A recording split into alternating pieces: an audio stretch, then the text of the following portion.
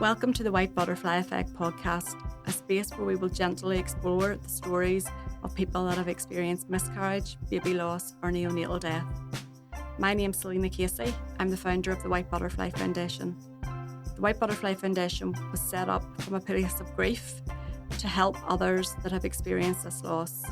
We provide one-to-one counselling, free of charge, and also provide peer support through workshops and mini retreats, and also provide workplace education for organisations.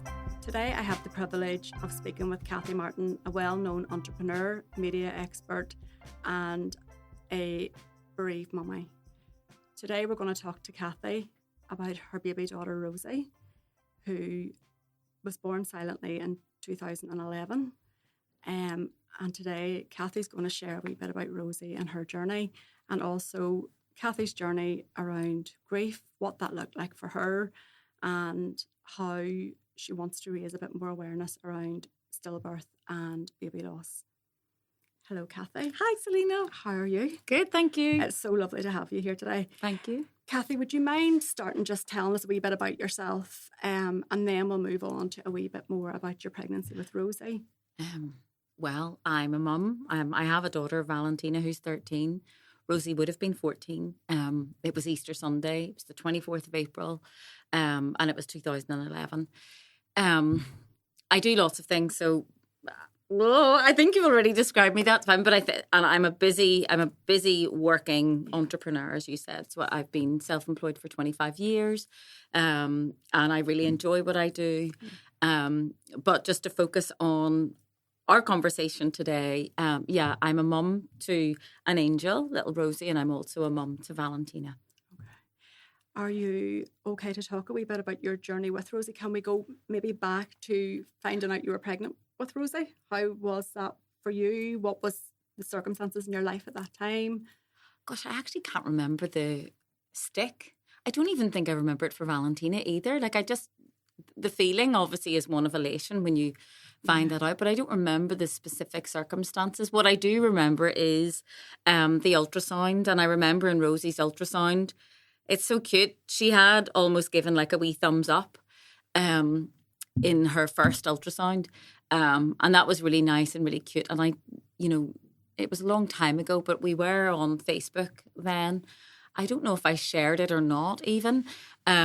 But yeah, so I do remember that lovely feeling, and obviously my pregnancy was fine. I mean, I was very sick. I got loads of morning sickness, morning, noon, and night sickness. I got the same for Valentina as well, but there's no indication. And I guess then when it happens, when you lose a child, you start to press the rewind button to try and figure out what went wrong, what you did wrong. There's a lot of self-blame, I think, sometimes. Absolutely. So, you start rewinding back and go, oh, is it because I had a couple of glasses of wine at the start of that pregnancy? Is it because I had my seatbelt on too tightly? Or is it because that one time I was actually going to an event at, I think, 4 or 5 months pregnant, and I had a belt on a dress that had gone out of the car that caught in the wheel and tugged me. Was it that? So you start to kind of beat yourself up when you start rewinding the clock to find out exactly what happened. But the reality is, well, depending on your post-mortem and stuff, quite a lot of the time there are no answers. Do you know, Cathy, it's really good that you've touched on that, the self-blame that comes with baby loss. In the therapy room, I see this a lot, where parents, mainly mothers, come along and they're like, one lady, I took 2 paracetamol that morning. I know myself, I still drank coffee through my pregnancy, which I probably shouldn't have. But even that, I was blaming for my loss. And it's good, I think, that we talk about this openly, because this is how we start conversations and we help other mothers to understand that it wasn't something that you done. Well, I think it's human nature to look for the logic. So, I'm a real cause and effect person. I'm like, right, well, this behaviour caused this effect, or this action caused this reaction. And I think that's completely normal to want that, so that there's a better understanding for you. And I guess when people are looking for answers, which would include self-blame, at least if they could pinpoint an action or a behaviour, then they would know what to blame. Not blaming's not right either, by the way, but I'm just saying it's about the understanding. So that's part of your journey. I mean, I see it with grief and loss, not just of little babies and miscarriages and whatever. I see it when people's parents die, for example, or siblings, you know. It's just, you know, if I hadn't turned that corner quite so quickly, then we wouldn't have gone on. And, you know, so I think that's normal. I think that's a really normal human behaviour. But as you say, we are very, very tough on ourselves. We're very, very hard on ourselves. And that, excuse me, definitely, you know, is one of the first steps in the grief journey, I think. And, you know, as you said, I'm 14 years on this month now from losing Rosie. And the grief journey is never ending. So I don't think I'll ever lose that feeling of losing Rosie. But it'll just change and metamorphosize and be something slightly different. So it's not as raw and uncontrollable and panicky and anxiety filled as it might have been in the very early days, the very early weeks, very early months. But it's just kind of different. I feel a lot more calm today so far talking to you than, for example, I was when I stood up in front of, you know, 100 and whatever real life human beings at Stormont last October on Baby Loss Awareness Day. And I think just having all those eyes look directly into my eyes and knowing that I think about 90% of the people there, apart from some partners and supporters and whatever, I think that I knew that so many of these women had suffered the same grief as me, albeit everyone's grief journey is different. So I knew that, and I think that just triggered me. So it wasn't even my own grief and loss and Rosie and the huge feeling and overwhelming emotion that brings. I think it was literally just being in a room full of all of these people. It was both comforting, scary, and a little bit overwhelming. Of course. So I have said to you before, Cathy, I feel, and the event at Stormont, by you being so raw and so honest about your journey with Rosie, it allowed so many other people in the audience who have maybe lost in the past. It has allowed them to say, well, actually, it's okay that I'm still grieving. And in fact, I don't think I've ever shared this with you, but there was a gentleman in the audience in his 70s. And he came up to me at the end and he said, Selena, I just want to say thank you. I've never had a chance to grieve my son, who would have been 41. And I don't think he would have come up to me had it not have been for you up there talking so openly about Rosie's story and being so raw and showing that real raw emotion, which is, I think, really beautiful. I think it also sends that message that, do you know what, it's okay, you don't have to, nobody's expecting you to move on. Yeah. And you never really move on. No, you don't. You move, but you don't move on. So it's not a stepping stone that you move on from and you don't leave it in the past or whatever. It just changes and you change in how you accept the grief. But I'm a really strong believer in, you know, feeling the feelings, processing the emotion. You know, when I was a kid growing up, we used to say, like, my dad would very rarely get angry. He was a really happy man, as was my mum. You know, when you consider comparing their lives and to our current lives, we're so privileged these days in so many ways, and certainly I am.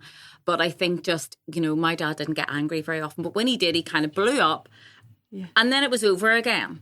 And I think now what I've come to realise, maybe it's a bit of perimenopause, but what I've come to realise is that, I would rather be angry.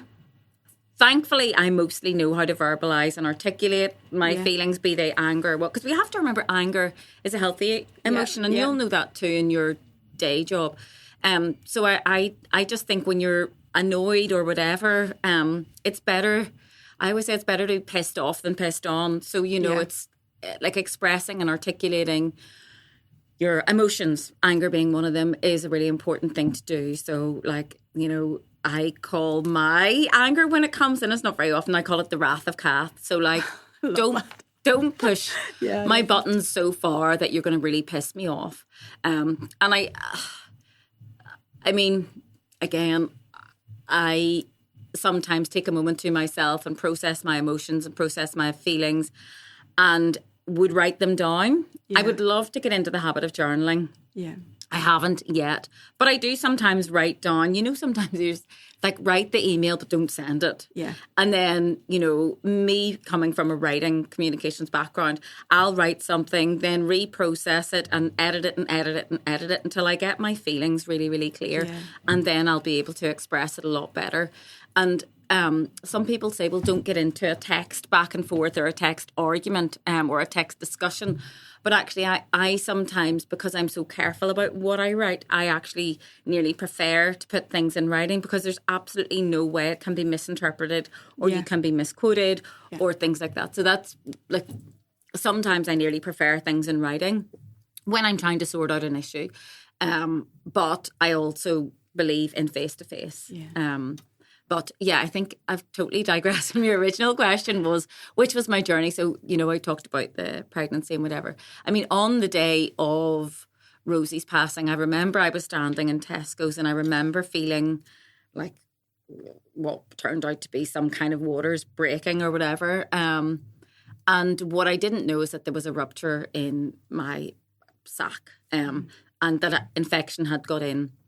And,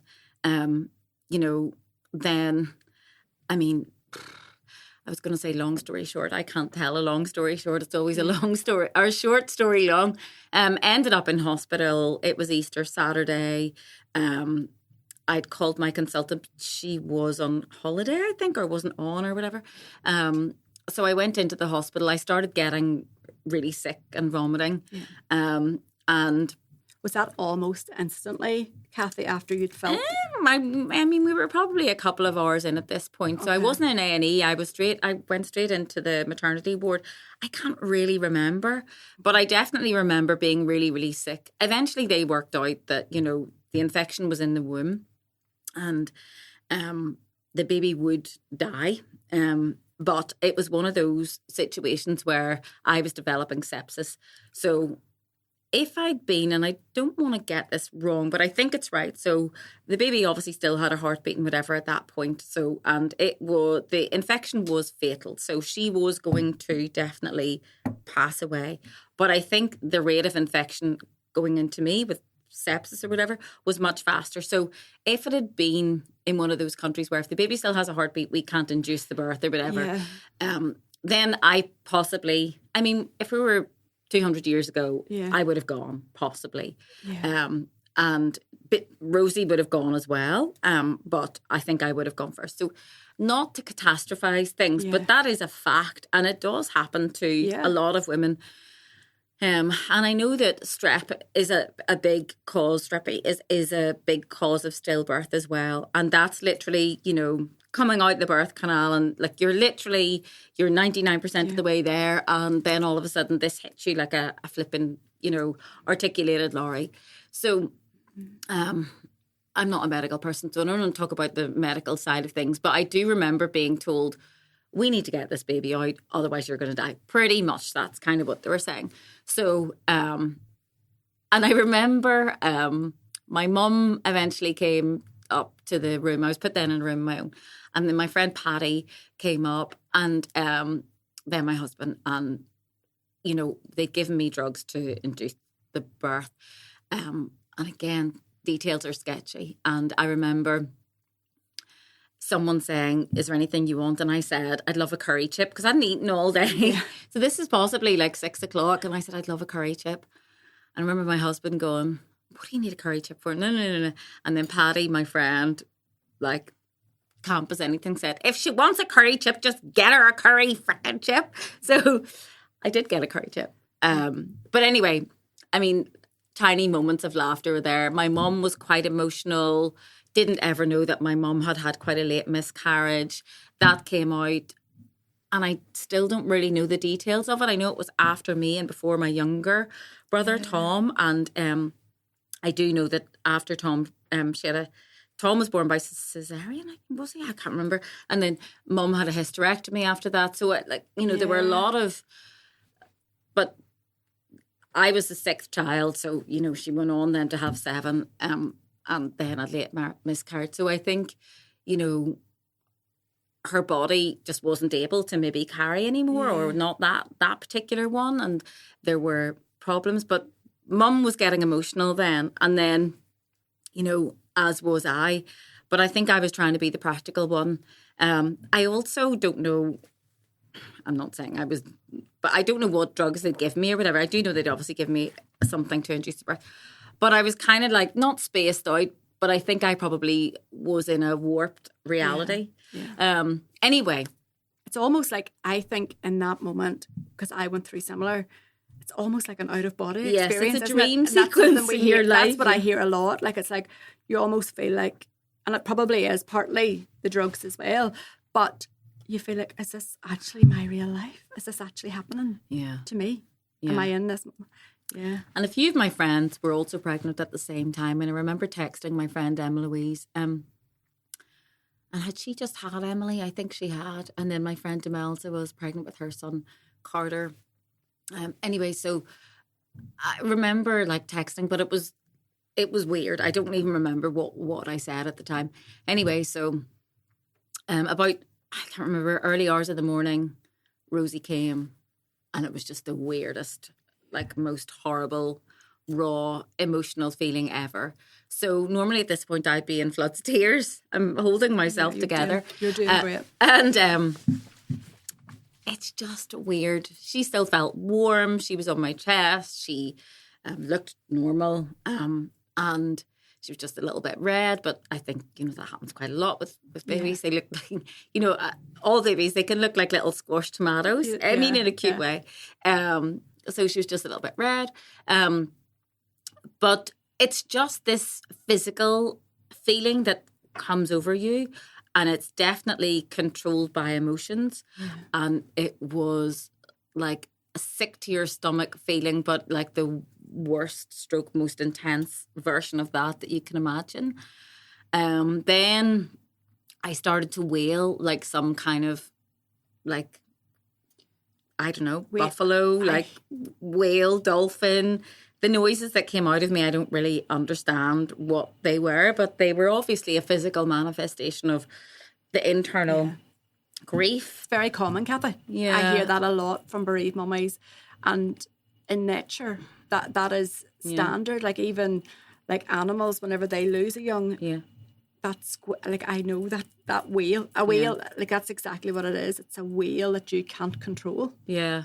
It's quite funny because a couple of years ago, there were cows in a field across from us in Helens Bay, and I remember being woken in the morning, about 5 or so in the morning, and it was a cow across the road wailing. But I recognised that sound, and as you say, it is like nature. And I think I put it out on my Instagram or something. I was like, this cow is making this strange noise, and it sounds like it's in pain, but I can hear it, but I just don't know what's wrong. And then a lot of people said, look, it's probably just been separated from its calf.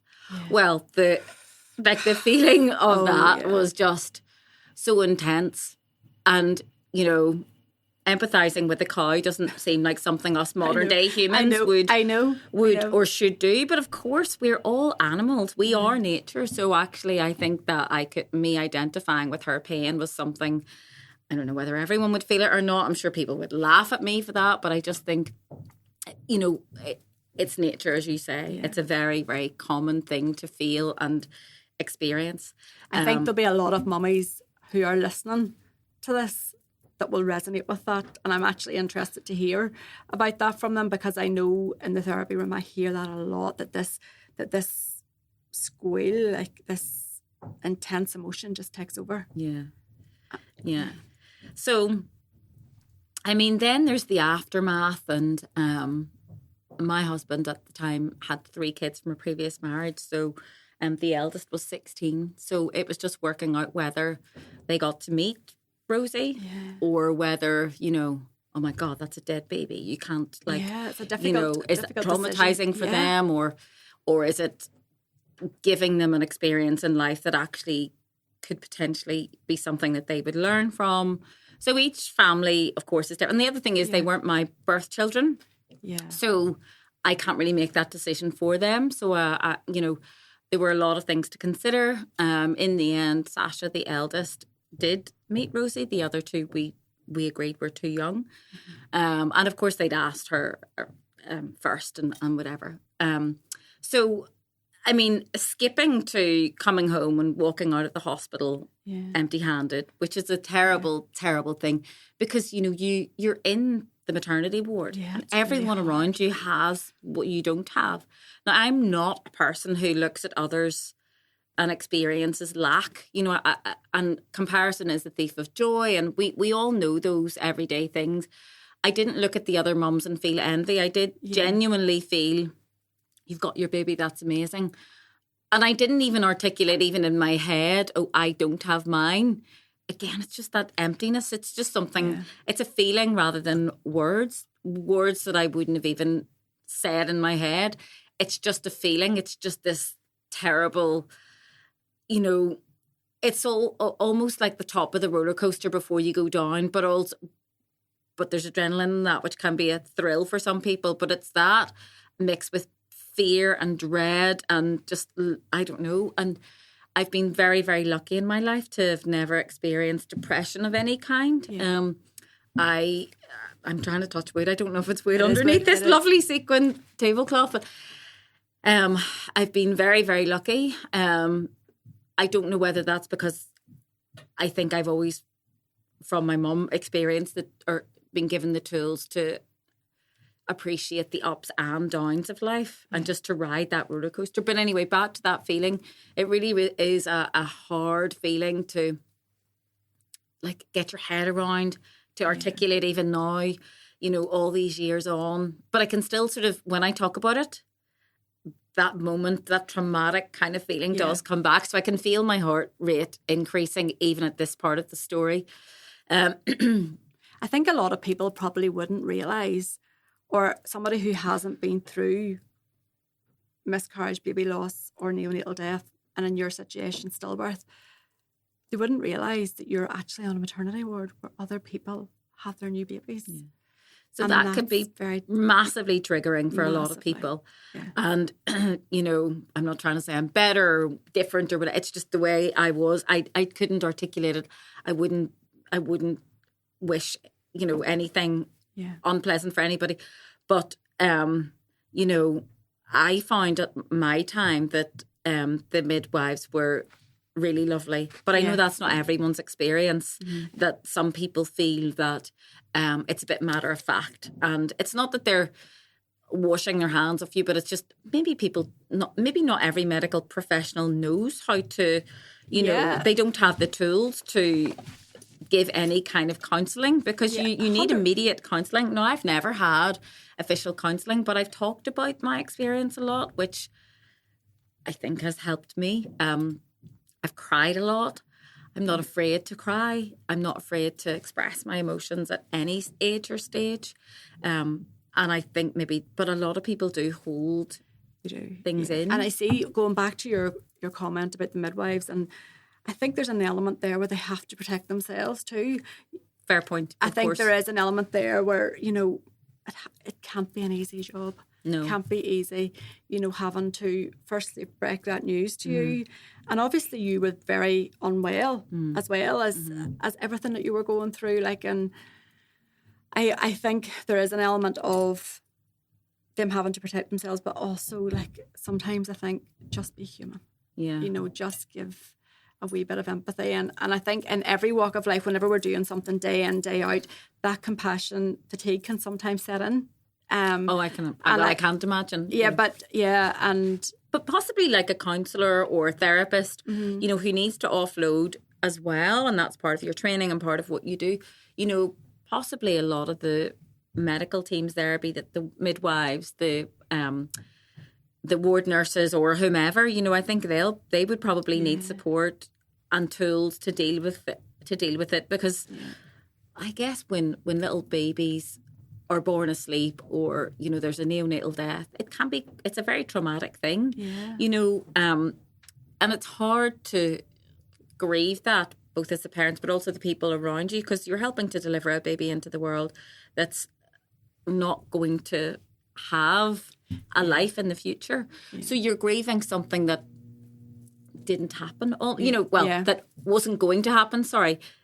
The birth obviously itself happens, but it's just you're grieving a life that isn't happening, which I think is really hard, and it's hard for other people to understand as well. And very much so. I think something for other people that they don't seem to understand that haven't been through this experience is you're grieving every first birthday, like 14th birthday. You're grieving all of these. It's not like after the first year everything stops. The first are definitely, I think, without a doubt, the hardest and the most raw. But it doesn't just disappear after that. Yeah. Like it's something that you will carry forever. Yeah, so I remember then afterwards just kind of skipping to home. I remember I went to bed crying and I woke up already crying. So I presume I was crying and emotional in my dreams or whatever state of semi-consciousness I was in. And that really freaked me out because I was like, wow, I'm crying in my dreams and I'm waking up already crying. That I found that really strange. But again, me cause and effect kind of person trying to be logical. Oh, I wonder what I was dreaming about and I must have woken up in X part of my sleep cycle. But that did go on for about a month. Do you know what I'm going to tell you, Cathy? I read that in your article in the Belfast Telegraph, and you're the only person I know who has, I'm sure there's loads of people have experienced that. I experienced that after my daddy died for a period of about 3 weeks where I was waking up sobbing, but feeling okay. Like after, whenever I'd fully became awake, I was okay. But I think whenever I looked into that, it's about suppressed emotions, and maybe that's what was going. Yeah, but you know what? I think it's an amazing. Our bodies are wonderful, so I think it's amazing that the body was able to let those out. Yeah. You know, so I wouldn't ever. I'm not hard on my body. I think I'm quite gentle with my body, and like I think that's a really good thing. But and you know, now that you say that you experience it with your dad, I'm sure lots of people experience it. It was a completely new thing, feeling, emotion to me, or physical experience. And then, you know, the other thing I think is that when the flowers started arriving, and I know I talked about this in Stormont, and I think I mentioned it in my initial piece that I wrote for the Belfast Telegraph, and it's still on my blog. You know, the flowers started arriving, and there must have been, I'm not joking, about 60 bouquets of flowers in various different shapes and forms that arrived. And for a long, long time, I absolutely couldn't have flowers about me. I like to plant, but flowers just kind of sickened me a wee bit. Thankfully, I'm now in a gorgeous place where I adore flowers, and you'll know, having been to some of my events, I love the beauty and the colour and the life that flowers can bring.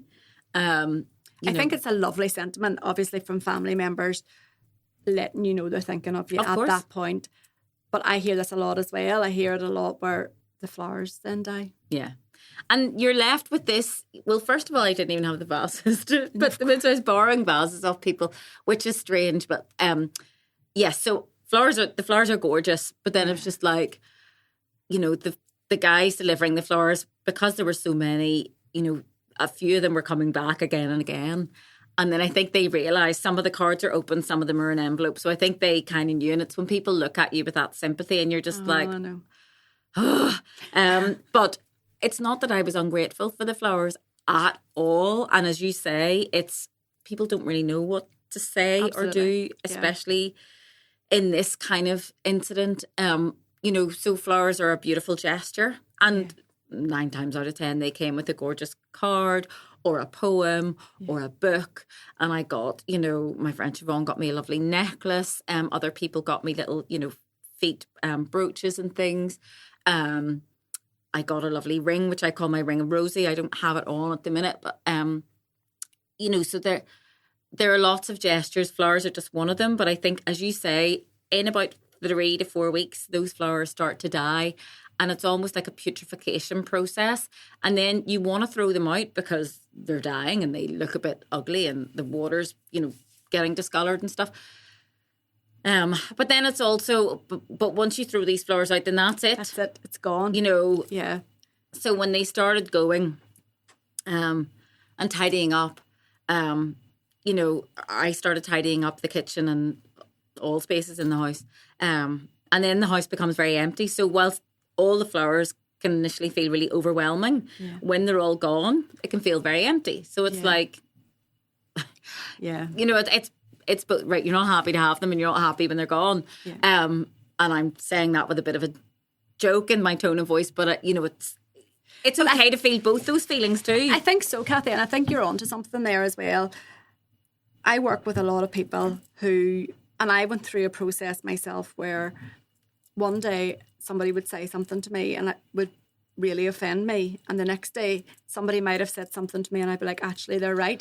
It depends on where you are at that time, isn't it? It depends even at that mentally. moment. 100%. Like, it really does. Like, and I know I had this list after we'd lost Tori. I had this list that was like you're on the bad list if somebody said a certain thing. But you see, whenever I came out of that real dark space, I was able to go back and look and say, well, actually, do you know what?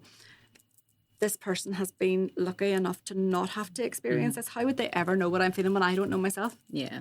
You know? And the thing is, you know, the number of people who said, oh, you know, you'll have another one. Oh. Or even then when I did have Valentina, oh, well, look, isn't it great? And it's like, you can't just switch off from one baby to another. So I didn't find that offensive. I just thought, as you did in a different kind of way, I just thought, they've no idea. Yeah. Like, and that's not me being mean about them or whatever, because as you say, they're lucky not to have experienced that, but they just don't have any freaking idea. And that's okay as well. Like, this human experience is here for all of us. Maybe they've experienced a different grief or different kind of crap in their life. And maybe I'd say the wrong thing to them. Oh, without a doubt, Cathy, I think one of the things that I did after we'd lost our wee boy, I'd left Causeway Hospital and went straight to Asda to buy a journal, because we all know journaling is the thing that you're supposed to do and it keeps you good. And I, as a therapist, would definitely recommend journaling, as you talked about earlier.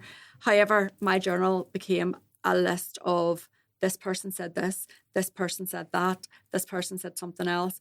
And you know what? I see, if you get hung up on all of that, you just destroy yourself. Well, I think, you know, would I try anyway, irrespective of Rosie or whatever, I try not to focus on other people's behaviour, because I've come to learn that actually you can't control it. And I've had a few, you know, adult relationship things in my life. I don't mean with romantic partners, just even with friends, and where actually there's been a bit of mean girl behaviour, which, I mean, some people would say it's my fiance says that it stems down to jealousy or whatever. Who knows? Everyone's life experience is different. You know, I didn't think that in my 40s or whatever I would experience being left out, which you'll know is a form of bullying. And, you know, I didn't think that I would experience someone really having a go at me for the very person who I am. And I just, what you have to realise is that's on them. Yeah. It's not on you. So people's behaviours and what they say, it's all on them. But so I've really been working a lot. And I think actually going through a stillbirth or neonatal death or miscarriage, it can actually teach you so much more empathy. And I think you maybe learn so much more about your own emotions and how everyone else is in their own lane. And what they say to you or about you, actually, you have absolutely no control over. Yeah. But you do have control over how you react to it. Yeah. So what I've learned in my now 50s is that I just, you know, I don't want any drama. I stay away from chaos. Yeah. And, you know, I like a nice, easy life. In my age, like perimenopause can start in your mid-30s or whatever. So, you know, as women, it's a big hormonal journey when you give birth, whether that birth carries through to the end or not. You know, so we're already, managing lots of different hormones and emotions, which are the result of hormonal changes. So I try not to judge anybody from that, even, you know, if people are being mean or... So I just think... And back to your point about people saying things and saying the wrong things for the most part, they're only things that they think are okay to say. You know, actually... we all have Google or whatever now.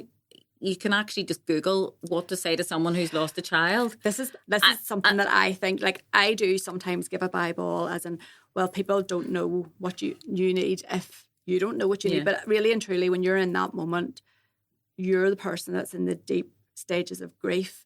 And like over lockdown, sure, everybody was making banana bread. You could Google it in like half a minute. Like you could, if you really want to say the right thing to someone, you can find out what to say.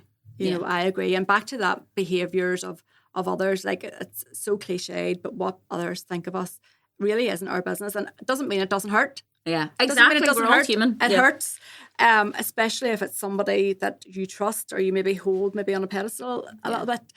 It does hurt. But I think that way of dealing with things, Cathy, is like you've said from the start of this interview that you process your emotions. What happens in this grief journey is a lot of people just want to especially in this day and age, we want to bypass it all. I've seen a lot of emotional avoidance. Yeah.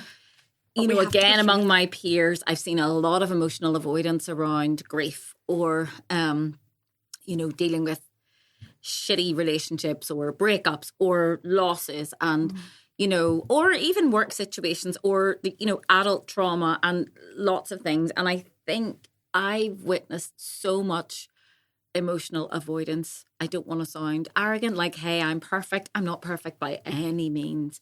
But, I think so many of us choose emotional avoidance, which only has long-term effects, really. Yeah. And that those emotions build up inside you. They can make you sick, sick, from a mental health perspective or physically sick. So I just think it's not perfect and some people aren't ready and you have to be ready to process your emotions and some people don't necessarily have the tools. They also might not necessarily have the circumstances. They might not be in a safe environment. They might, and again going back to the point of our specific topic, which is neonatal birth, stillbirth, miscarriage. I think not everybody's in a safe and happy relationship, that allows them the space to grieve and the space to process their emotions. So, maybe there's so much else going on there. So I think it's important for us all to be forgiving and the community that we have, we're members of a club that no one wants to be members of. But I think talking about peer support, I think even sitting round my kitchen one night with a few of us from the board, everyone's story is different, but actually the loss is very, very similar. So understanding other people's grief and other people's journey with some empathy. As much empathy as you can give is really important. It's massive. And they see that peer support. Like obviously we do the Timeless Tile workshops and other events at the White Butterfly Foundation. And something like a bystander actually come into one of our events in Belfast and said, I wish I could bottle this conversation. Aww. Because it just was so beautiful. Like, we see whenever bereaved parents come together and we're working on one at the minute for Father's Day to try and get daddies to come out and talk a wee bit more. There's something really, like you say, where this sisterhood, like that nobody really wanted to be part of, but actually most of us have got each other's back, and I think that's a beautiful thing. And I think we need that to get us through. Like I would say, after we'd lost our wee boy, like my family were amazing, my husband was amazing, but a lot of the understanding came from strangers in this community. Yeah, I experienced that too, and actually, I think then it's almost like a silent duty. Yeah. When you hear of someone, because actually it's so much more common than you realise. And that's the first thing you realise when it happens to you. Oh my gosh, such and such's cousin, sister, auntie, grandmother, experienced that as well. So it's those kind words from people who've been through the same thing as you that help you through it. And most of the time they are strangers. And then when I heard of other people going through the same thing as me, down the line and over the years, I've always stepped up and offered, can I help in any way? Tell me how you're feeling. And here's the blog that I wrote back then, or the piece that I wrote in the Belfast Telegraph, some people have told me they found it helpful. You might, but I don't want to push that on them. And that can be found on your blog, Cathy. So on my Instagram, I do have a Rosie highlight. Yeah. And within that, there's a link to the blog, or you can just go to thefwords.com, or you can just Google Cathy Martin Stillbirth or whatever. And I think it comes up. It does come up quite quickly. Yeah, it does. So I don't know about Googling me. You might be taken to other places. But everybody do it. Just on that giving back, again, I mean, like, I just do think when you give back, and we can see this on the internet now, and I follow a lot of, like, you know, Upworthy and a lot of gorgeous, like, Instagram accounts where, you know, they're just stories about everyday acts of kindness. And I think what we probably need to realise is that actually giving back in any small way, even just, I love your outfit, you know, and not in a contrived way, because I do love outfits, and I love people's outfits, and I love when people make an effort, even if they're like crazy, like rainbow coloured, or if they're like sleek, all black look, whatever. I love a well put together outfit. But anyway, so what I'm saying is, even just giving someone a nice compliment that you don't know in a cafe, you might make their day. And the thing is, they'll feel lovely about it. Yeah. But actually, in the end, you feel lovely about it too. You know, just smiling at someone, it is contagious. It really is. Like, actually, that actually happened to me on Friday. I stopped at Applegreen and a lady actually waited in the queue. I was wearing a pair of like rose gold trousers, and she was like, I just love your outfit. And I thought, you know what, how lovely is that? Like, and do you know what? I did go home buzzing, like absolutely thinking, do you know what, that was really lovely. Yeah. So I'm going to make more of an effort to do that. Like, and do you know, like you're saying, giving back, I have to say, like, and there's part of that giving back as part of your healing as well. I think, like, people say to me about the White Butterfly Foundation, and, you know, how do you keep going with it? Is it not really difficult work, like working with people who've lost babies? And it is, but every single person that I meet has a story that's different to the person before. And that work is just beautiful. Yeah. It's a privilege to be able to do that work.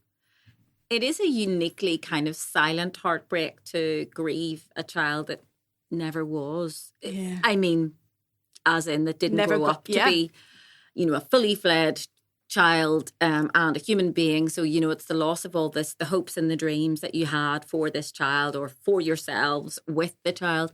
So it is a really unique kind of grief. But I do think that, you know, when you find the community and the community finds you, which is it's a lovely thing to happen.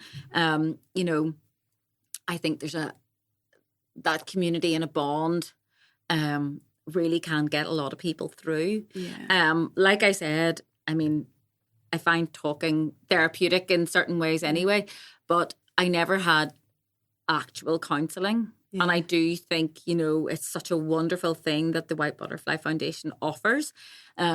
It wasn't there in my day. And I would encourage anyone, you know, to go through some talk therapy if they can, you know, and it's something that, you know, at the White Butterfly Foundation, I know you're striving and aiming to provide to everyone. Yeah, absolutely. So, you know, I think with the support of the medical community, be that at a consultancy level or at midwife level or, you know, whatever level, I think it's really brilliant to just keep educating people about the work that you do and the necessity of that work. Yeah, I think that's the thing. Like, we need to keep talking. We need to keep having these conversations, which is why I think that this podcast is so necessary. Like, you know, people need to be hearing. Like, I know there's so many parts of what you've just said, Cathy, that will resonate with so many of the people that I've worked with in the past. And I think we need to start verbalising that more. We need to be out telling our stories. And for the people that are on the sideline that haven't went through it, it allows them to understand it. Like, and that's what I wanted this podcast to be about. I wanted it to be educational. I wanted a daddy who maybe doesn't know what is going on in his partner's head, that he can listen to a podcast and say, well, actually, do you know what? Now I better understand what my wife's going through, you know. And he can potentially help service the need. That sounds very practical. Her need for even just a physical touch, a hug, something that will give her a little bit of relief isn't maybe the right word, but just I think physical touch is really important as well. Yeah. There was a certain amount of time actually just jumping back to the weeks after where I felt physically not cold, but just like stiff. Yeah. I remember being hugged a lot, but I wasn't hugging back. Yeah. And I am a real hugger. Like I wouldn't shake a hand nearly in a business meeting, probably a bit too familiar. But anyway, I'm a very tactile person. But I do remember at that time, being hugged, but not hugging back. My experience was different in that Valentina came a year later. So I have a gorgeous daughter, a rainbow baby, who is very much loved. Yeah. And Cathy, can we talk a wee bit about that pregnancy? Because that, obviously you were pregnant with Valentina quite quickly after everything you went through. Yeah. How was that pregnancy for you? Okay, it was, I definitely was anxious. Yeah. I was careful. I didn't realise I was pregnant, but I was in Portugal at the time, and then it was like, oh, sure. And then, the whole time I was just, there's a bit of numbness in that. It's like, it's self-protection, obviously, this numbness where you're just kind of seeing, you're just going through the motions. Yeah. I definitely wouldn't have felt safe to feel as joyful. Yeah. Potentially as a normal pregnant person would, or a person who hadn't experienced what we'd experienced first.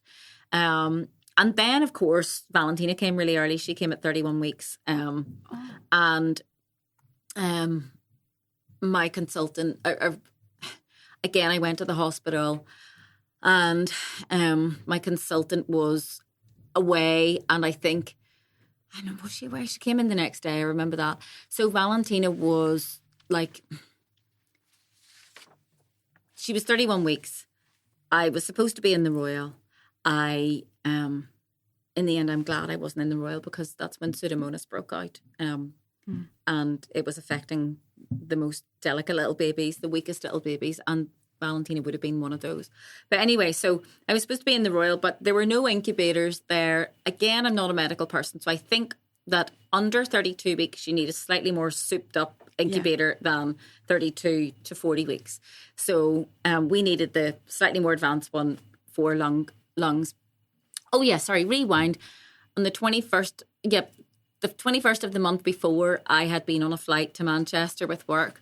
I don't know whether it was the cabin pressure or what, but then I got back and it was just before Christmas. And again, I felt that wetness below, and I thought, oh, geez, here we go again. And how many weeks pregnant was I then? Maybe 29, whatever.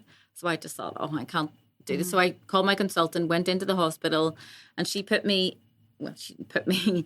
Then I was admitted to the hospital, and it was going to be one of those cases where you're lying flat, where I got the steroid. Bed rest. Yeah, lots of bed rest, because I guess gravity would take its course if I was standing and moving and just acting normally and going about my day-to-day business. But then Christmas came, and it was like, I want to get home. Yeah. So I got home. I just asked to get out on Christmas Eve evening. And I had Christmas and whatever. And then Valentina, on the 8th of January, I started getting contractions. And then I thought to myself, I was Googling Braxton Hicks, and I thought it was Braxton Hicks. And I texted and called my consultant, and she was like, look, just better to be safe than sorry, go to the hospital. So I went to the hospital. And anyway, when we got to the hospital and Valentina was 31 weeks, they said, actually, we don't have whatever incubators that Valentina needed, they didn't have any free in the Royal. I think they'd had like 2 or 3 sets of twins, and they were all used up. Then they didn't have any in the Ulster. They didn't have any in Altnagelvin or Craigavon or anywhere else in the north. There was talk of going to Ayr in Scotland, I guess, by air, by helicopter, whatever. I don't really remember again. And then eventually at about 4 a.m, they said, so they gave me some drugs to stave off the birth. Now, I'd had the steroid 2 weeks before, which I do think helped Valentina that she wasn't getting it last minute. So then they gave me some drug, I don't know what it was, to sort of stave off the birth or to reduce the contractions or whatever. And I remember thinking, I don't know if keeping a baby cooked inside, is a good thing, but I went with it. And then, so eventually an incubator was found in Hollis Street in Dublin. So then I was, but we had to wait for the midwife staff shift to change. So then a new midwife came in at whatever time, maybe 6 o'clock. And then the midwife, myself and my husband got into an ambulance and went to Dublin. And I remember being on the phone to my mum, because obviously this had all happened in the middle of the night. And I hadn't called my mum. And I called her to her house phone. She didn't have a mobile. And mum got all upset again. And she heard the sirens. And I think there were only sirens going through whatever part of anyway. And so she got all upset. And I said, I'll be fine. And then we got a Garda escort. So I do tell Valentina she had a pretty dramatic entrance into the world. So we got a Garda escort, and then we eventually arrived at Hollis Street. And I think they literally had me straight into the maternity ward, ready to put me into stirrups and stuff. But the drugs that I'd been given, just like nothing happened. So it wasn't until then, that night about 11 o'clock, the contractions started coming back again. And me being me, I was like measuring the duration of each contraction and then the time between them. Yeah. I had a BlackBerry at the time, so it was on my BlackBerry. And then I remember one of the midwives saying, actually take a hot shower, you'd be grand. And I was like, well, and then I got brought in, someone brought me in a TENS machine, and I had it literally up to the max on my back. And then same midwife was like, well, I'll give you maybe was it a paracetamol or something? She was like, oh, just a little. And she didn't want to give me any pain relief. And I said, listen, here are my contractions. She probably thought I was a cheeky bitch. But I was like, here are my contractions. So just so you know that's what's happening.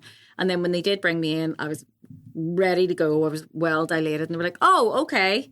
So my husband had gone back to stay in someone's house in Dublin. And I actually had to come and say, actually, you need to come back. I think we're good to go here. So anyway, went into the ward, and then Valentina was born about 3 a.m, I think. But I do remember, and the whole point of me telling the story is for those who have a little rainbow baby afterwards. My first thought when Valentina was put in my chest, and it was only for a very short time, she had to go straight into the incubator, was, is she dead? Like literally. That was your first My first reaction. thought. So I didn't have joy. I didn't have elation. I didn't have anything. And again, it was sort of like numb. Yeah. And I just thought, is she alive? Is she dead? A moment that should be full of excitement joy. And full of joy. I can't believe, by the way, I haven't shed a tear today. This is really good. You're doing amazing. But I just think that, for me, that kind of self-protection. And then she, I think I gave her a wee kiss in the head, and then she was put into her incubator, and then they put so many tubes and whatever into her. And then she was actually kept in a separate ward to me. So as the mum, anyway, she was kept separately to me.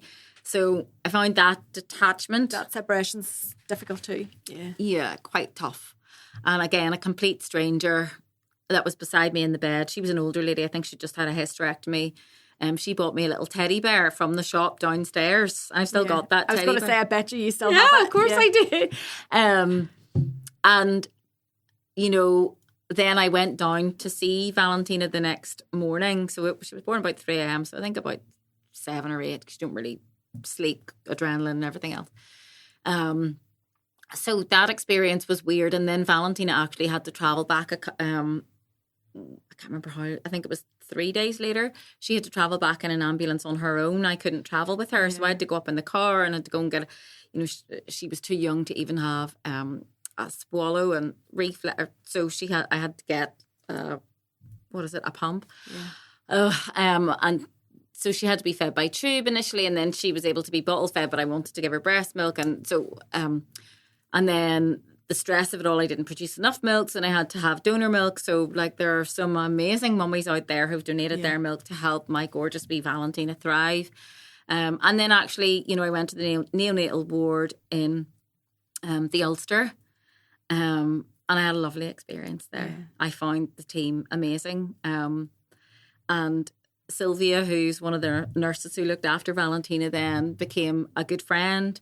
She ended up coming in night nursing for me because I didn't take any maternity leave. I didn't take any really after Rosie. You were self-employed. You probably had to get straight back. So I went straight back to work on both occasions, which is why, you know, I kind of say that lockdown in 2020 was like a delayed maternity leave for me, and I quite enjoyed just like going for walks on the beach and being kind of forced not to work as much as I did previously, and just had lots of quality time with Valentina. So in a way, you know, I mean, lockdown was crap for so many reasons, for so many people, but the positive out of it for me was that you've just been able to pause for once after everything you've been through. Yeah. Like. So, went back up, and, you know, I was still working. So Valentina then got out of the Ulster about 4 or 5 weeks later, when she got to just over 5 pounds. Wow. So she was still incredibly delicate, and there was still a little bit of a worry. You know. Absolutely, Cathy. Like I imagine that just brings back everything of all that trauma from Rosie. And you probably experience the same, you know, and lots of mums will. But then there are other mums who are unfortunately left with only their grief and only their baby who, you know, didn't make it. So again, I don't want to. It's not that I don't want to focus on Valentina for that reason, but I, you know, understanding that not everyone then is able to experience the joy down the line. But one baby will never replace another. No, absolutely not. And so, absolutely not. But can sometimes help with you. I think what happens after we lose, especially in your situation, Cathy, where you lost your first baby, you've so much love to give. Yeah. And then whenever the wee rainbow baby comes along, it helps you to be able to process that. I think a wee bit, maybe. Yeah. So on that, Cathy, firstly, thank you for sharing so much about Rosie. I know that wasn't easy for you, but what advice would you give to a mummy that's currently going through what you have been through?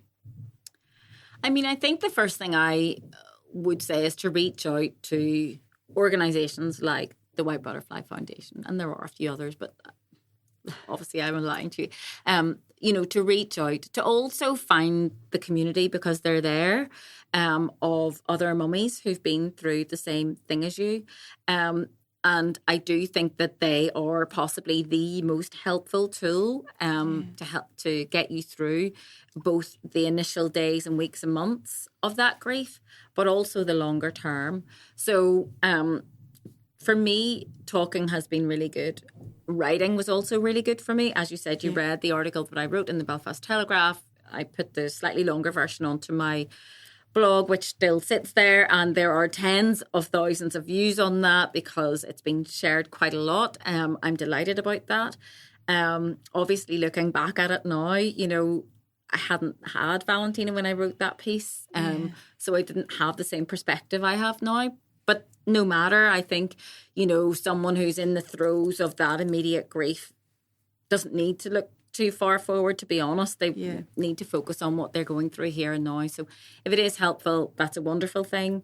So I would say talk, write, but whatever way you can, get those feelings out. If that's crying, if that is like flipping, getting them on a pair of boxing gloves and punching a punch bag, you know, do that too. You know, the endorphins that we get from exercise, even if it's just walking. I love a good walk and talk. You know, endorphins are wonderful. You know, and just walking is wonderful. You know, getting into nature. Fresh air is so good for helping to clear what's going on in here. Like, and, you know, I think a combination of all those things is probably best. I also think it's really important to look after your physical body too.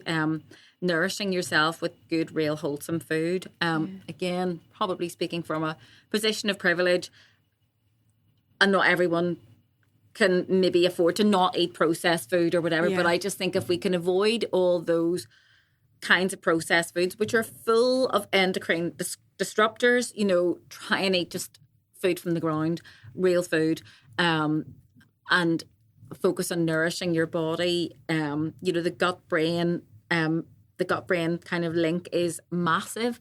So I do think it's really important. I mean, there will be people out there who will want and need potentially to medicate, and that's okay too. Yeah. And whether that's through pharmaceuticals, some people will choose to flip and crack open bottles of wine, and that's okay as well. You need to get through what you have to get through in your own way. Yeah.